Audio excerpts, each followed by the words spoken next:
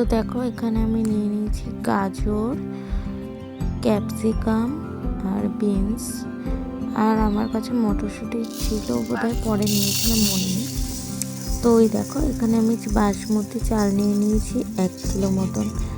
1 kilo মতন বলতে 1 kilo থেকে একটু বোধহয়, একটু বলতে এই ধরো 50 গ্রাম মতো হয়তো কম হবে, তো 1 কিলোই ধরো।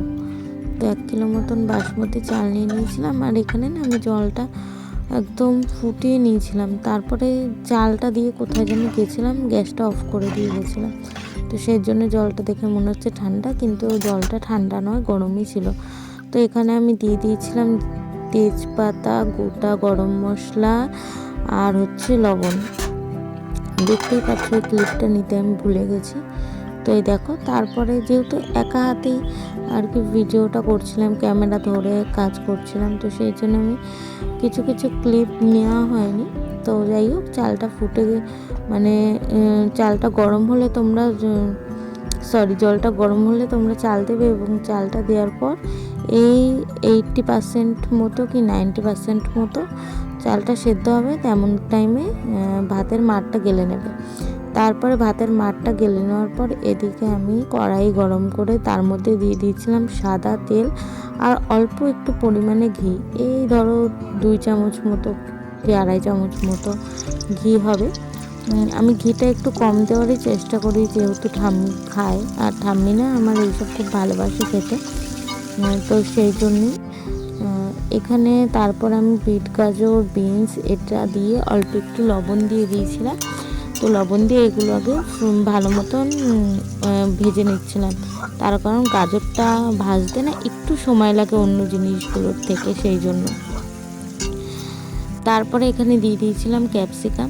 ক্যাপসিকামটাকে জানি ভাজতে বেশি সময় লাগে না, সেই জন্য ক্যাপসিকামটা পরে দিয়েছি। আর দিয়ে দিয়েছিলাম মটরশুঁটি। মটরশুঁটিগুলো কিন্তু আমি সেদ্ধ করে জল ঝরিয়ে নিয়েছিলাম। আর এদিকে কিশমিশ ছিল 50 মতো, কাজু বাদাম ছিল হচ্ছে 75 গ্রাম মতো।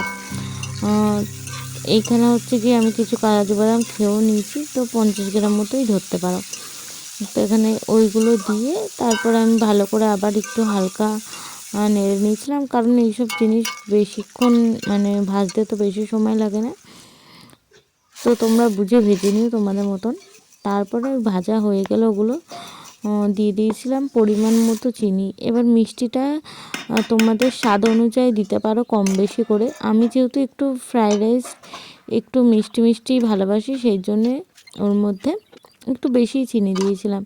তারপরে এখানে আমি 2 রকমভাবে দেখাচ্ছি। আমার যেহেতু মানে 1 কেজি মতন চাল ছিল, তো অনেকটাই ছিল, আর এটা পুরো ভরে গেছিলো। আমি যদি নাড়তে যেতাম তো চালগুলো ভেঙে যাওয়ার চান্সেস বেশি থাকে, সেই জন্য আমি 2টো ভাগে ভাগ করে নিয়েছিলাম, এবং একটা দেখালাম তোমাদের একটু লেয়ারে লেয়ারে দিয়ে, আর একটা দেখাচ্ছি তোমাদের দেখো একসাথে দিয়ে। একসাথে পুরো গাজর কিশমিশ সব ঢেলে দিয়ে, মানে ভাজা যেগুলো জিনিসগুলো ভেজেছিলে সেগুলো ঢেলে দিয়ে যেমন করে নেড়ে নেবে, তাহলে পরে তোমাদের হয়ে যাবে। তো তারপরে আমি এর মধ্যে একটু গরম মশলা দিয়ে দিয়েছিলাম গন্ধটার জন্য। আর যেহেতু এর মধ্যে আমি ঝাল অ্যাড করিনি কোনো, তো একটু ঝাল ঝাল একটু মানে মিষ্টি মিষ্টি ভালো লাগে ফ্রাইড রাইস খেতে।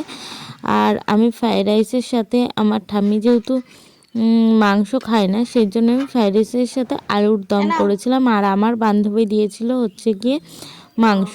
তো দেখো এখানে আমি ঠাম্মিকে দিয়ে দিচ্ছি। আর হ্যাঁ, বলিনি, এটা হচ্ছে প্রায় 2 থেকে 2.5 বছর আগের ভিডিও। আসলে গ্যালারিতে ঘাঁটতে ঘাঁটতে আমি পেলাম, তো বাকিটা আমি পরে বলছি।